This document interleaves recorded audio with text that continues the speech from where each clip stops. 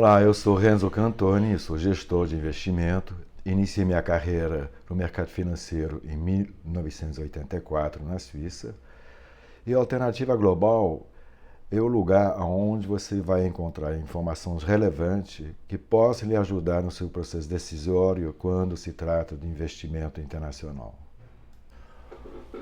Olá, investir em renda variável faz parte do cardápio de qualquer investidor que busca retorno superior a longo prazo.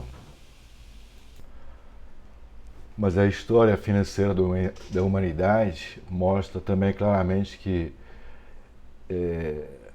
a atenção popular sobre a renda variável ela sempre foi cíclica, passando de euforia para, às vezes, profunda depressão, o medo.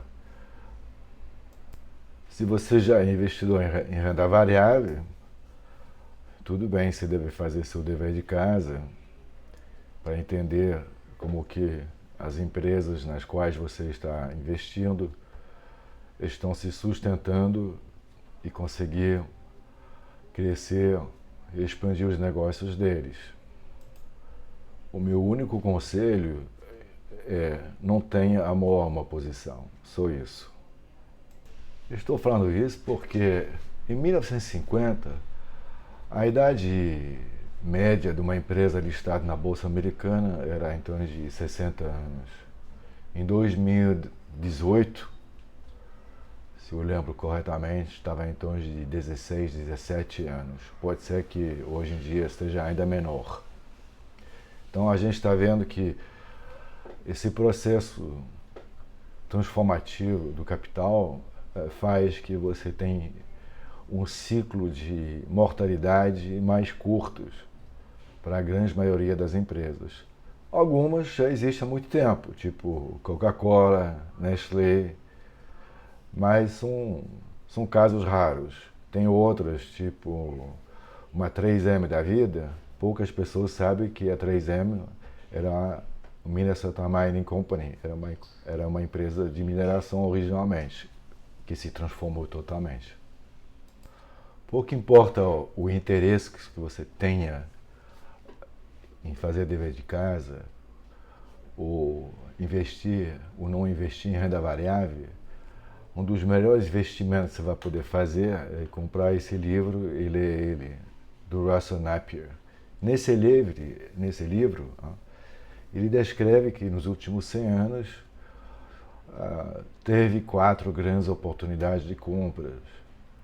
Foi 1921, 32, 49 e 82. Então, Russell Napier, essa pessoa, ele é analista, mas de formação advogado, e eu diria que, para mim, é uma das pessoas mais brilhantes nesse mundo da finança, por causa desse profundo conhecimento histórico. Ele consegue ter uma leitura das mudanças e das direções de longo prazo que podem realmente influenciar o comportamento futuro do mercado acionário. No livro aqui, é claro que o foco é sobre a Bolsa Americana. O Russell também criou esse Library of Mistakes, que é uma instituição na qual, claro que tem livros, mas palestras com um canal no YouTube super interessantes sobre um pouco todas as desgraças que aconteceram. Então você tem um lado analítico dos acontecimentos e também psicológico, porque isso é importante. No livro, não é um livro de finanças, é mais um livro de história, que é claro que tem dados de finanças, mas que mostra os acontecimentos on the road a caminho de por que a gente chegou a essas grandes oportunidades.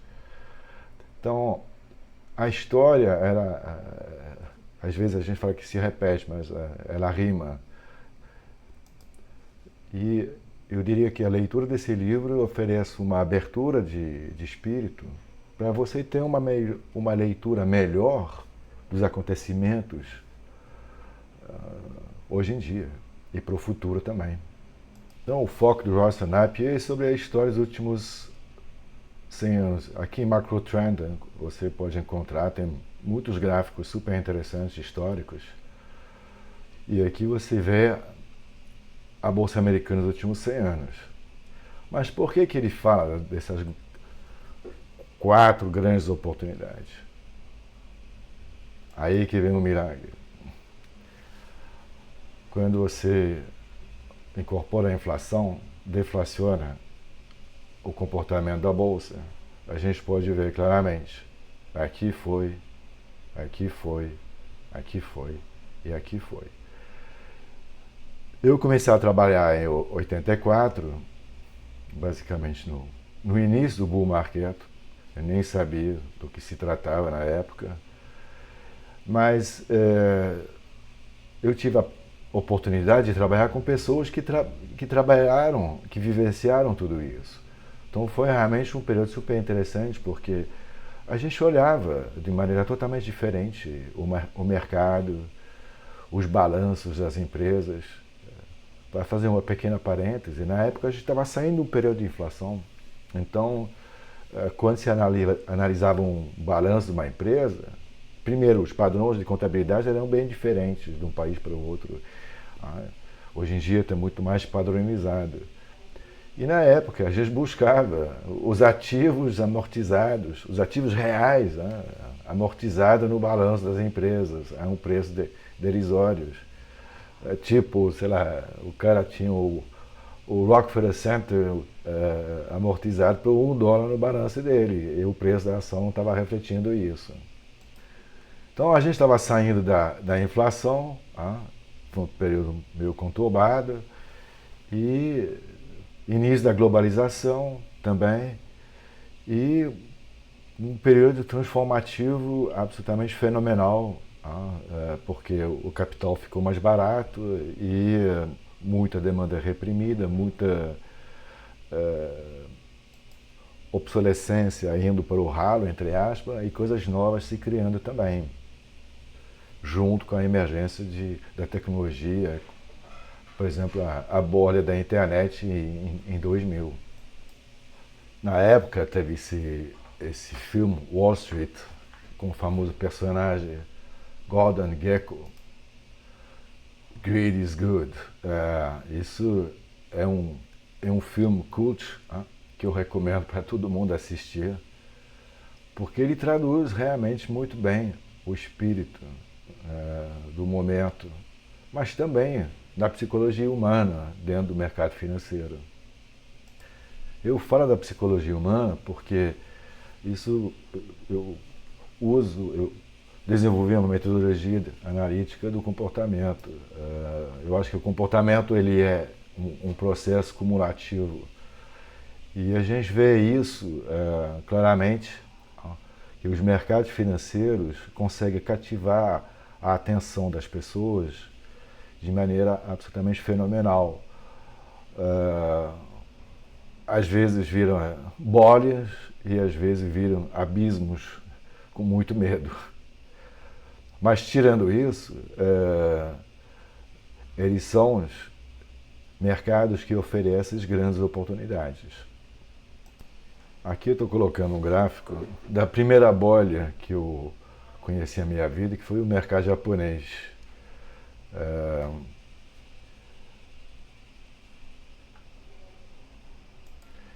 Eu digo primeira bolha porque primeiro a gente não sabia que era uma bolha, a gente não entendia isso, a gente se achava inteligente porque se ganhava dinheiro facilmente.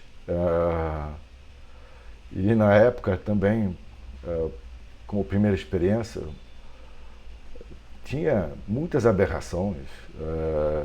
O mercado japonês era o mais caro do mundo, os 10 maiores bancos do mundo eram japoneses, e chegou a um ponto que foi uma bolha imobiliária também.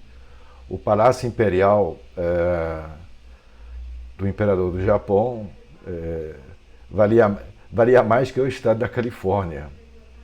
É, um, um, um metro quadrado em Tóquio, em algumas áreas de Tóquio, chegou a custar na época $1 milhão. A gente teve até um broker japonês, que acho que nem existe mais, chama Yamahaishi Securities, que entregou um certificado de propriedade de um bar, sei lá, discoteca famosa em Tóquio, de 1 centímetro quadrado. Infelizmente eu perdi esse certificado, mas eu fui coproprietário eu fui proprietário de 1 centímetro quadrado de um dos lugares mais caros do mundo na época. Aqui eu quero colocar um pouco mais em perspectiva essa primeira bolha. Ó. Em verde embaixo é o mercado americano com o famoso crash 87, que foi algo traumático. Também foi no início da carreira uma coisa impressionante de se viver. Os computadores começaram a vender também, foi automatização, enfim, um monte de problemas aconteceram ao mesmo tempo e você usava o alto-falante, estava todo mundo gritando, enfim, foi uma coisa histórica. Mas a gente pode ver a correlação entre os dois mercados, mas o mercado japonês realmente é aqueles que mais chamou a atenção na época. Por duas razões também. Ele subia muito e o ien japonês também estava se apreciando muito. Então, durante o mesmo período, tudo bem, a galera estava começando a se interessar no mercado americano novamente. Aqui se fez 100%, e aqui, no mesmo período, o mercado japonês nominalmente ganhou quase três vezes mais ainda a moeda. Aqui a desvalorização do dólar, 40%. Então, se ganhou muito mais que o mercado americano. Então, realmente, o mercado japonês foi uma bola extraordinária. E aí desandou. E o mercado americano continua andando. Eu acho que é importante falar disso, porque parece às vezes que tem momento certo ou incerto. Sim, tem momentos que são mais conturbados, mas vocês sempre têm um processo de transformação que faz que, a um momento ou outro, que parecia o mais correto, o mais certo, não é mais. É outra coisa que começa a emergir também. Então, investir em renda variável, isso não significa que se deve investir em um mercado. Longe disso. Às vezes, você vai precisar concentrar em um mercado e outro mercado. Aqui você pode ver de maneira até mais dramática. O que era fantástico virou uma desgraça, com 20%, 30% de retorno, e o mercado americano realmente decolou. Isso é durante a bolha da internet. Então, quando eu digo assim, você não pode ter amor à posição, você não pode ter amor a uma empresa, a um mercado também. Quem saiu aqui e entrou aqui fez uma troca maravilhosa. Aqui estou colocando dois gráficos. Aqui em cima é o mundo fora dos Estados Unidos, e aqui o mercado americano, desde de 2006. Então você tem a crise aqui de 2008, e você pode observar o desempenho do mercado americano em relação ao resto do mundo.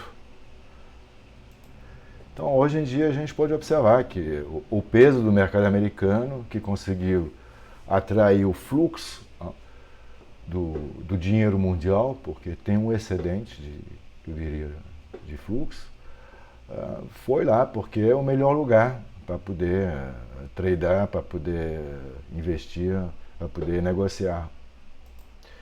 Se isso vai mudar, pode ser. Agora que a gente está vendo o Donald Trump com as tarifas, querendo mudar a organização de como o mundo deveria funcionar, eventualmente pode ser algo excelente. Eu acho que a gente não deveria ter tarifa, pessoalmente, né? E se criar conjunto de países sem tarifas nenhumas. Mas, eventualmente, na teoria, sim, é muito bom, mas, eventualmente, na prática não dá certo. Vai dar certo de uma outra maneira. E, eventualmente, os Estados Unidos pode ser prejudicado, ou o contrário, vai ser muito beneficiado. É muito difícil. Eventualmente, estamos no ponto de inflexão. A gente não pode responder isso. Mas o fato é o seguinte, essa relação, esse crescimento da importância do mercado americano se traduz simplesmente, desde 2006, o mercado, o resto do mundo, teve um desempenho basicamente de 65%, 67% inferior ao mercado americano. É muita diferença. Então eu mostrei para vocês dois exemplos, a bolha japonesa, que depois realmente foi água abaixo, foi muito conturbado para o Japão, e o mercado americano que decolou, e apesar de ser responsável pela crise em 2008, ironicamente, isso alimentou ainda mais o fluxo de investimento no mercado americano. Então, tem método para investir? Claro que tem, mas às vezes eu diria que a estrutura do mercado ela é tão importante, ou até mais importante, que o trabalho que alguns analistas poderiam fazer. Eu não estou diminuindo aqui o trabalho do analista, longe disso. Mas aqui é um artigo que eu tinha escrito e eu usei essa informação da empresa Bloomberg. O que aconteceu aqui? Desde 1990, eles mostraram que... E a Bloomberg é uma empresa que tem muito dado, tá? Então eu acho que a gente pode realmente acreditar. Mas eles mostraram que desde 1990, se você olhasse todo mês quais eram as 10 maiores empresas do mundo, e basicamente copiasse isso e fizesse sua carteira com isso. Todo mês você verifica no índice mundial quais são as 10 maiores empresas. E fizesse essa mudança de acordo com isso. Isso era o desempenho. 37 vezes versus 2,3 vezes para as empresas menores. Então, realmente isso chama atenção aí. É investimento, não foi investimento, é fluxo. O que acontece? Eu acho que um dos fatores que favoreceu esse tipo de coisas, isso não quer dizer que vai continuar da mesma forma, muitas transformações também dentro do próprio direito trabalhista. Nos anos 90, você teve uma consolidação importante das regras sobre fundos de aposentadorias. Nos Estados Unidos, por exemplo, o tal de 401k, 401k, na Suíça também, se criou a obrigatoriedade de quem trabalha, ou quem era assalariado, ter uma poupança forçada. E isso é um fluxo de dinheiro enorme que veio alimentar.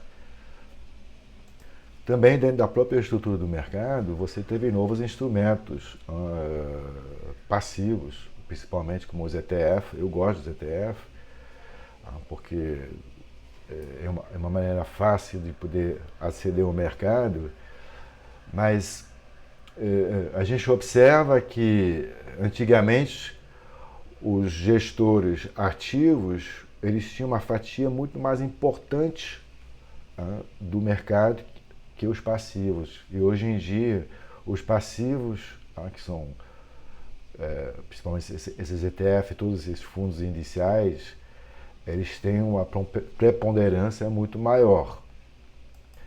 Então, esses são fatores, né, que impactam também o desempenho de uma bolsa. Aqui, com certeza, você deve ter ouvido falar do Warren Buffett, uma pessoa icônica, 94, 96 anos, 95 anos, ainda ativo, que criou uma fortuna sendo um investidor disciplinado e que sempre ficou revendo seus processos também. Então, realmente, ele é alguém que conseguiu. Em azul, você pode ver a ação da Berkshire Hathaway, tem também volatilidade, né? Mas o desempenho dela em relação ao mercado foi muito superior. Tem momento que aqui a Bolsa Americana está andando muito melhor que ele.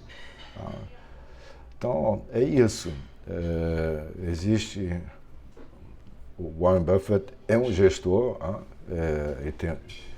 não é um fundo, é uma empresa que é listada, na qual ele tem participações relevantes em várias empresas e não tem amor à posição. Ele tem amor ao desempenho de uma empresa, à capacidade dessas empresas sobreviver e ter um bom desempenho. Eu lembro quando ele investiu na Apple, na época, na realidade, ele olhou a Apple como uma empresa não de tecnologia, mas uma empresa de consumidor.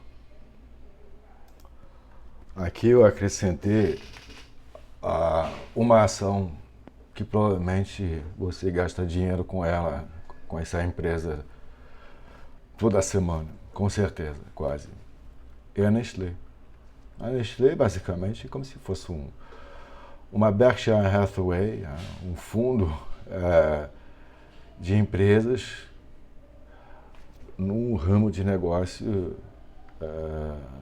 amplo, mas focado. O desempenho dela foi extraordinário, mas você pode ver aqui que de lá para cá a coisa não andou muito bem. Entendeu? E aqui ele andou muito bem. Então eu acho que se você procura alguns gestores que faz o que a gente chama de um trabalho de seleção de longo prazo, tem. Eu acho que são um pouco raros que tem realmente muita experiência em uma metodologia interessante. Aí eu acho que, ok, se você fizer esse tipo de alocação, é colocar uma parte do seu patrimônio e meio que um pouco esquecer durante alguns anos. Eu, pessoalmente, sou muito mais focado na parte macro, então eu olho mais os mercados, os setores. Quando eu digo, você tem estilos diferentes em empresas que a gente fala de valor, empresa de crescimento. E você tem tamanho, tem as grandes, as médias, as pequenas. Então, por exemplo, aqui a gente pode ver desempenho bem diferente, às vezes de um lado para o outro. Então, como eu mostrei em outros vídeos, você tem várias ferramentas que permitem observar, acompanhar os mercados também. E eu acho o mais importante sempre questionar o que está acontecendo. Às vezes você pode ter pessoas proeminentes dentro do mercado, dando opiniões. Um que ficou para a história foi o Irving Fisher, que basicamente, alguns dias antes do crash em 1929, falou assim que a economia parecia ter atingido um platô, uma era de abundância permanente, ignorando muitos outros sinais que as coisas não estavam andando muito bem, não. Aí eu volto para esse site que eu já mostrei para vocês, porque eu acho que é um melhor, um dos melhores em termos de ilustração. Eu sou também uma pessoa mais macro, então é a alocação mais no setor, no mercado, você troca isso. Então a gente vê aqui que esse tipo de mandato, que tem suas regras, eu acho que é importante ter regras. Você tem ações menores, as grandonas, S&P 500, ouro, bons do Tesouro Americanos e debêntures. Então a gente vê como que a evolução, você tendo uma certa disciplina e metodologia, tudo bem, você vai, às vezes, deixar de ganhar alguma coisa, mas também, eu acho que o mais importante é saber proteger também, porque como a história mostra, os mercados eles têm uma tendência a ficar exuberantes, cativa a atenção de todo mundo. Bolhas é coisa fantástica para se tradar, mas para investir é complicado, simplesmente. E aqui só quero mostrar isso, o S&P, os fundamentais desde 1926, os diferentes regimes que a gente teve. Tudo bem, aqui o preço do índice, aqui são o lucro por ação, por índice. Aqui o price earning ratio é um múltiplo de quantas vezes o lucro no preço. Você vê que ele fica oscilando assim. A gente está há muito tempo acima de uma certa média histórica antes, também que reflete mudança de paradigma dos mercados globalizados e mais líquidos. E aqui embaixo o que se chama dividend yield, quanto de dividendo você recebe. Aqui desde 98, 99, faz 25 anos que a gente está nesse período. Isso não quer dizer que vai mudar, pode ser que muda, que pode ser que não.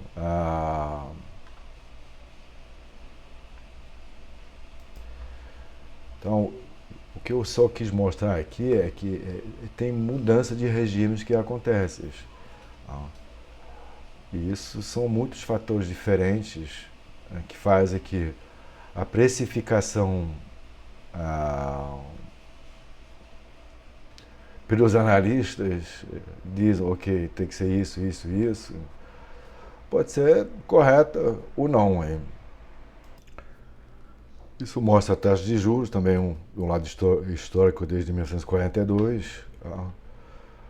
Então, a Bolsa teve um bom desempenho até 66, e quando começou a ultrapassar quando teve a inflação, o abandono do padrão ouro, esse estouro de inflação, que realmente foi ruim para a Bolsa americana, tá? Lembra o gráfico da Bolsa Japonesa? A Bolsa Japonesa não teve isso. Então, alocar em renda variável, isso significa que às vezes, a princípio, você olha o mundo e depois você vai começar a alocar mais sobre um mercado ou outro. Pelo menos é dessa maneira que eu olho e trabalho, e também olho essa parte de comportamento para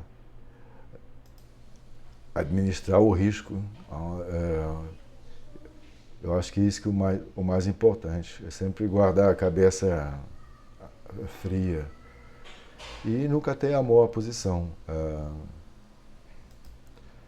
Enfim, eu vou tratar em outro vídeo sobre risco e sobre como alocar, mas eu diria o seguinte, investir parte do seu capital em renda variável é importante. E segundo, tem que dar tempo ao tempo. Quem está com pressa de ter retorno, compra o CDI todo dia, vai mudar um pouquinho. Mas também o CDI pode representar um risco, como a história do Brasil mostrou. Então eu espero que essas informações foram úteis para vocês. E sempre pode entrar em contato com a gente aqui. Obrigado pela sua atenção.